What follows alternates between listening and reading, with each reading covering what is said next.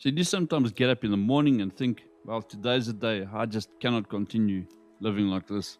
Might be illness, it might be depression, it might be a number of things, no work, the list goes on and on. But what does the Bible say about giving up? Well, the Bible generally advises against giving up when facing trials, encouraging perseverance, faith, and reliance on God's strength to endure, while urging believers not to quit doing so. Galatians 6 verses 9. It simultaneously calls for surrendering one's own will, selfish desires, and plans to follow Jesus. So, persevere in good works. Galatians 6 verses 9 encourages believers not to become weary of doing good, promising a harvest at the right time if they do not quit.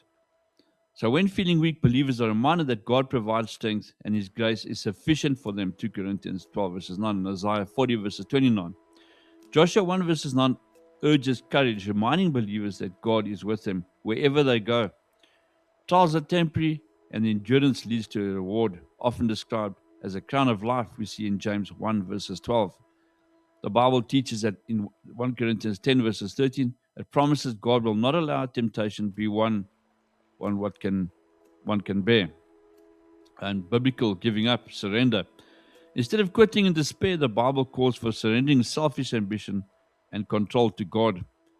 So Jesus instructed followers to give up their own way, take up their cross, and follow Him. Matthew 16 verses 24. Letting go of the world. This involves releasing the desire for worldly things to pursue the kingdom of heaven. So in essence, the Bible encourages giving up self-reliance and sinful habits, while strongly encouraging perseverance, hope, and endurance in faith and good works.